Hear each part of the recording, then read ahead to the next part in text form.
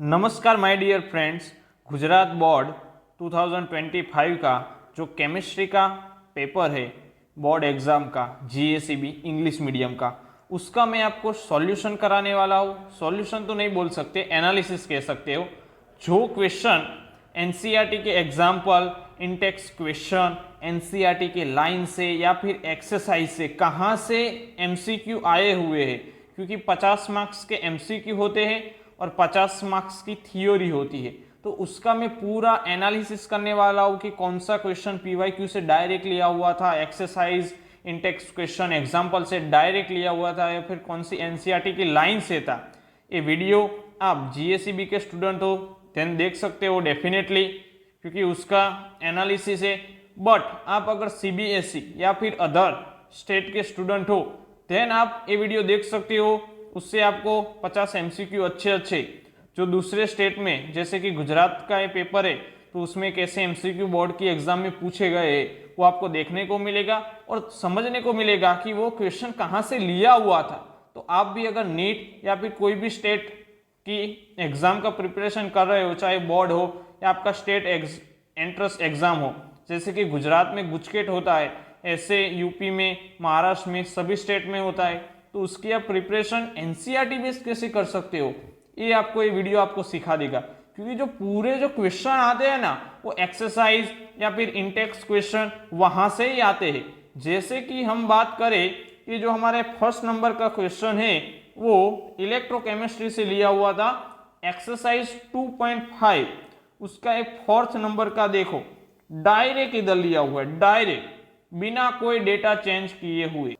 Second number का question है जो कि इलेक्ट्रोकेमिस्ट्री में पेज नंबर 59 से एज इट इज लिया हुआ था, सिर्फ इधर पॉइंट 40 है, इधर पॉइंट 20 है, इतना ही डिफरेंस है। बाकी एज इट इज डेटा आप देख लो, 298 केल्विन 298 केल्विन, ठीक है, KCl और 0.0248, तो इधर भी मोलर कंडक्टिविटी उन्होंने वही दी हुई है, एज इट इज क्वेश्चन था। फिर हम देखते हैं तीसरा क्वेश्चन जो कि लिया हुआ था गुजसेट 2022 का एमसीक्यू है, एग्जैक्टली है, बट इधर 1.5 मोल है, उन्होंने इधर 2 मोल दिए हुए थे गुजसेट 2022 में। फिर है फोर्थ नंबर का क्वेश्चन जो इलेक्ट्रोकेमिस्ट्री में से 53 पेज से लिया हुआ था, और ये डिटो क्वेश्चन है, यहाँ से उठाया हुआ है एनसीईआरटी की लाइन से, बट इसमें हमको रिस्पेक्टिवली बोला है, उन्होंने कैथोड एनोड को कंसीडर नहीं किया है, इसीलिए इसके दो आंसर हो सकते हैं, ऑप्शन नंबर ए और ऑप्शन नंबर डी, जो कि इंग्लिश मीडियम का जो पेपर था उसमें नहीं लिखा हुआ है, गुजराती मीडियम में लिखा हुआ था। अब हम बात करते हैं फिफ्थ नंबर के क्वेश्चन की, जो कि लिया था केमिकल काइनेटिक्स के पेज नंबर 73 से एज इट इज क्वेश्चन उठाया हुआ, देख लो आप, as it is hydrogenation of ethane. फिर हम बात करते हैं क्वेश्चन नंबर 6।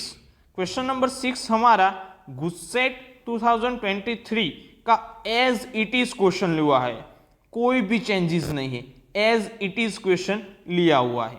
उसके बाद आता है क्वेश्चन नंबर 7 जो कि गुजसेट 2023 का एज इट इज क्वेश्चन लिया हुआ है, सिर्फ उन्होंने उल्टा क्वेश्चन को कर दिया है। जैसे कि इसमें log R0/R बाय टाइम का जो ग्राफ है उसका स्लोप पूछा था, उसमें गुजसेट में उल्टा पूछा था, स्लोप से ग्राफ पूछा था, ठीक है। बाकी as it is a question. अब हम बात करते हैं 8th नंबर के क्वेश्चन की, जो हमारा 8वां एमसीक्यू था, वो एज इट इज एनसीईआरटी की लाइन है, ये देख लो, एज इट इज इक्वेशन, जो कि सेकंड ऑर्डर का ऑप्शन नंबर बी हमारा इसका आंसर था। मैंने पेज नंबर भी दिया हुआ है, आप चेकआउट कर सकते हो, आपके पास एनसीईआरटी होगी, आप चेक करना, ठीक है। मैं यही कहना चाहता हूं कि आप एनसीईआरटी के जो एग्जाम्पल है, एक्सरसाइज है, एनसीईआरटी अच्छे से रीड कीजिए, उसमें से ही आता है। कोई भी स्टेट का एंट्रेंस एग्जाम हो, चाहे बोर्ड का एग्जाम हो, आपको नहीं पता तो मैं बता दूं, जो गुजसेट है वो गुजरात स्टेट का एंट्रेंस एग्जाम है, ठीक है। और जो सीबीएसई वाले बच्चे वो भी इस पेपर को देखें, ताकि उनको भी पता चले कि जो उनके पेपर आते हैं स्टेट में या फिर सीबीएसई के, वो भी एनसीईआरटी बेस्ड आते हैं। इवन नीट और जेईई में भी बहुत सारे क्वेश्चन एनसीईआरटी बेस आते हैं, पूरा नीट का पेपर एनसीईआरटी बेस होता है, इसीलिए NCERT is a best material of NEET JEE या फिर कोई भी एग्जाम हो। अब जो हमारा 9th नंबर का जो क्वेश्चन है वो मेरे को एज इट इज नहीं मिला, बट इस ग्राफ से आया हुआ था, जो कि आपको पता ही है कि ग्राफ से ही आया हुआ है, बट जिसका कॉन्सेप्ट क्लियर होगा उसी को ये समझ में आया होगा।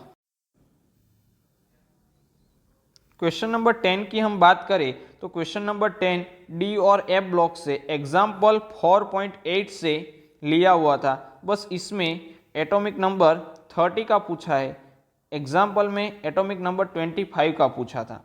102 पेज पे ये आपको देखने को मिल जाएगा। क्वेश्चन नंबर 11 जो कि इधर एनसीईआरटी की डिट्टो लाइन से लिया हुआ क्वेश्चन था, डी और एफ ब्लॉक का है। फिर आता है ब्रॉन्ज, जो कि सॉल्यूशन चैप्टर में नंबर 1 पेज पे आपको सॉल्यूशन चैप्टर जब स्टार्ट करेंगे तब फर्स्ट पेज में ही आपको दिख जाएगा ए वाला एनसीईआरटी की लाइन। फिर ए वाला जो क्वेश्चन था, ए वाला क्लास 11 का कॉन्सेप्ट है, जो कि है कॉन्सेप्ट आयोनाइजेशन एंथैल्पी, वो आपको आता है, देन आप ये सॉल्व कर सकते हो, बाकी नहीं कर सकते हो। ठीक है। क्वेश्चन नंबर 14 जो कि लिया हुआ था गुजसेट 2022 से, एज इट इज क्वेश्चन लिया हुआ है, उसका आंसर आता है option number B 7 as it is question. ठीक है। फिर हम बात करते हैं क्वेश्चन नंबर 15 की, जो कि इसका आंसर है लेड, और इधर आपको एनसीईआरटी की लाइन दिख जा रही है, मैंने हाईलाइट भी की है, पेज नंबर भी आपको दिख जा रहा है, कोऑर्डिनेशन कंपाउंड से लिया हुआ क्वेश्चन था। फिर आता है क्वेश्चन नंबर 16 जो कि as it is linkage isomer का ये एग्जाम्पल है, एज इट इज एनसीईआरटी में से लिया हुआ, एज इट इज आपको पेज नंबर 1 to 7 पे दिख जाएगा कोऑर्डिनेशन कंपाउंड में। फिर आता है क्वेश्चन नंबर 17 जो कि लिया हुआ था as it is coordination compound exercise 5.31 से 140 पेज से एज इट इज लिया हुआ है। देखो इधर मैंने आपको दिखाया एज इट इज, ऑप्शन भी चेंज नहीं है भैया, ऑप्शन भी चेंज नहीं है, इसीलिए मैं कहता हूं एनसीईआरटी पढ़ो, एक्सरसाइज एग्जाम्पल एनसीईआरटी एग्जाम्पलर सब कुछ करो ताकि आपके नंबर बहुत अच्छे आए। क्वेश्चन नंबर 18 जो है वो गुजसेट 2024 वहां से लिया हुआ है, एज इट इज नहीं है बट उसके सिमिलर है, बिल्कुल कॉन्सेप्ट उसका ही लग रहा है। फिर आता है क्वेश्चन नंबर 19 जो कि एनसीईआरटी के 187 हेलो अल्केन और हेलो एरिन से एनसीईआरटी की लाइन से लिया हुआ है, मैंने आपको दिखाया है हाईलाइट करके भी। फिर आता है क्वेश्चन नंबर 20 जो कि लिया हुआ था हेलो अल्केन और हेलो एरिन चैप्टर से, एक्सरसाइज 6.16 का फर्स्ट नंबर का है, वहां से लिया हुआ है, मैंने हाईलाइट किया एज इट इज, बिल्कुल भी चेंज नहीं है। देखो 2 ब्रोमो 2 मिथाइल, इधर भी है 2 ब्रोमो 2 मिथाइल ब्यूटेन। फिर आता है 1 ब्रोमो पेंटेन 2 ब्रोमो पेंटेन, इधर भी है देखो 1 ब्रोमो पेंटेन 2 ब्रोमो पेंटेन। ठीक है, एज इट इज लिया हुआ है, एज इट इज लिया हुआ है। फिर आता है क्वेश्चन नंबर 21 जो कि एज इट इज नहीं लिया हुआ था बट कंसेप्ट था, ये भी PYQ है पिछले साल का। ठीक है, और ए वाला जो क्वेश्चन था वो मेरे को एज इट इज किधर भी नहीं मिला है, वो एक बढ़िया क्वेश्चन था, इसका आंसर आता है ऑप्शन नंबर ए, जिसके कॉन्सेप्ट बहुत क्लियर है, बहुत अच्छे, तब भी क्वेश्चन का आंसर आप दे सकते हो, वरना गलत होने के पूरे चांसेस है। फिर आता है क्वेश्चन नंबर 23 जो कि लिया हुआ था एनसीईआरटी के 198 पेज से लिया हुआ था, जो अल्कोहल फिनोल और ईथर चैप्टर है हमारा, उससे लिया हुआ था, स्ट्रक्चर ऑफ फिनोल और अल्कोहल वहाँ से लिया हुआ था।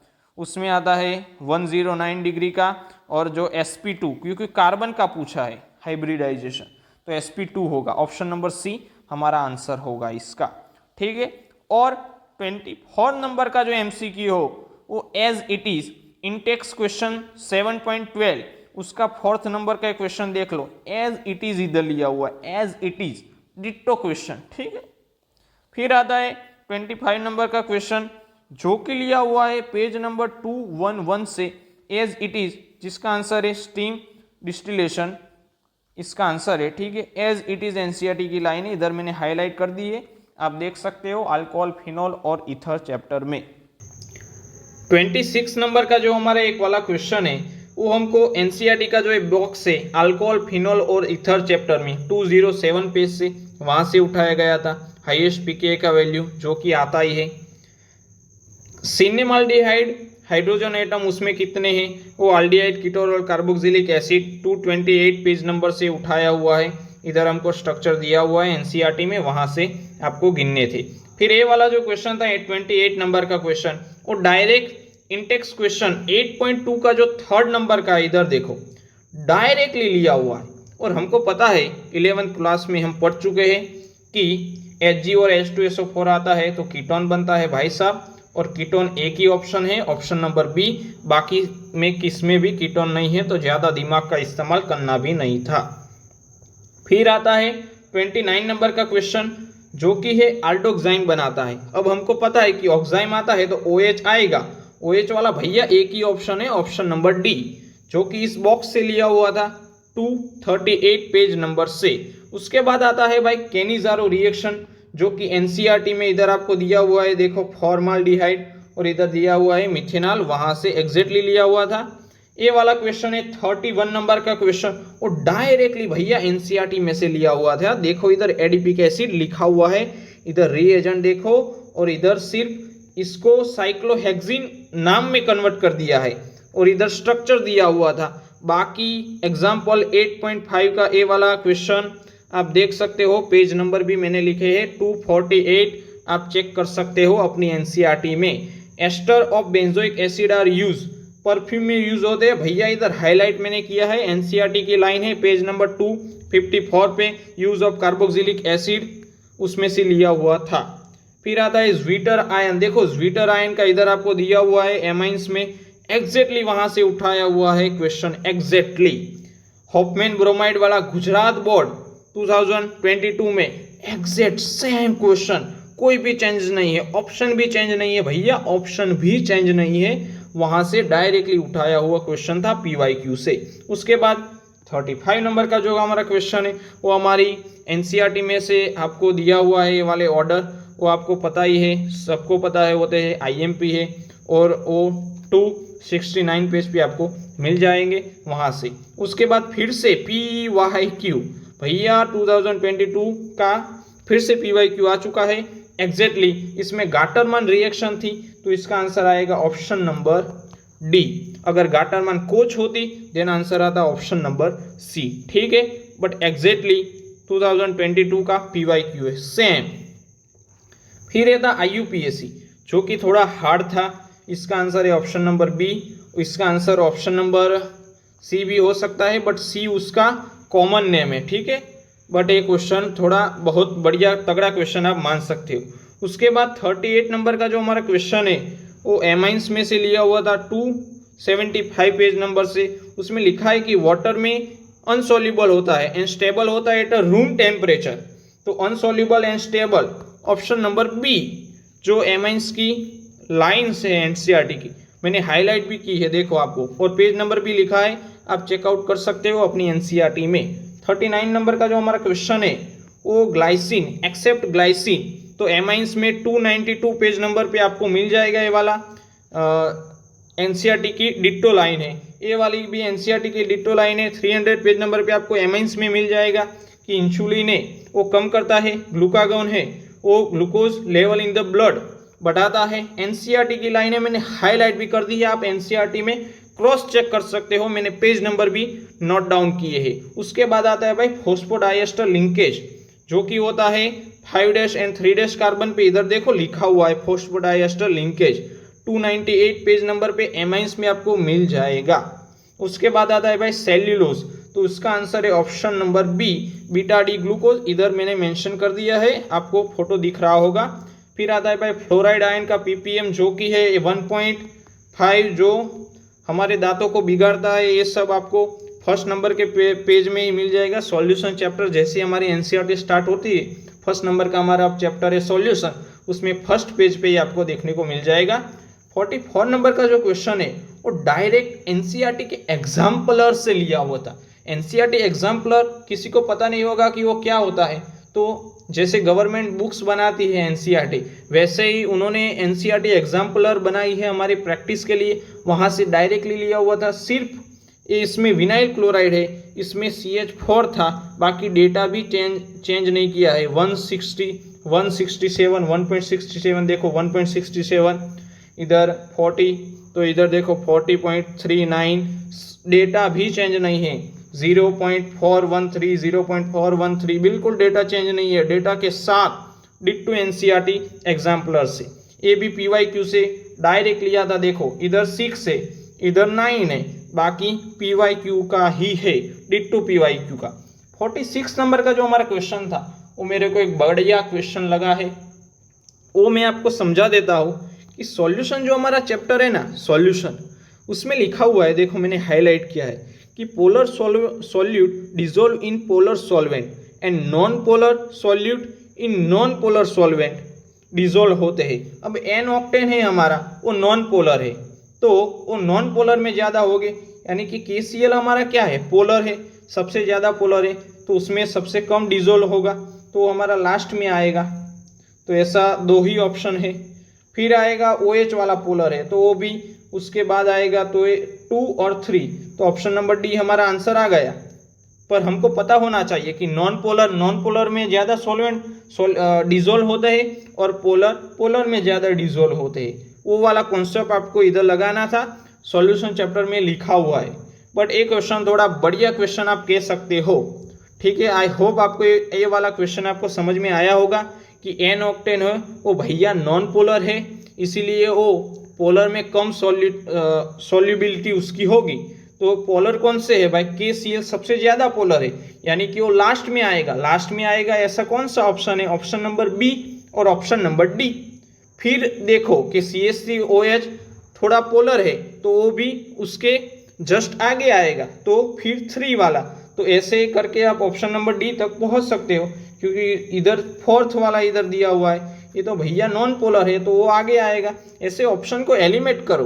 बट ये कॉन्सेप्ट आपको पता हो तब ना, आपको ये कॉन्सेप्ट शायद नहीं पता होगा, क्योंकि ये थोड़ा बढ़िया क्वेश्चन था।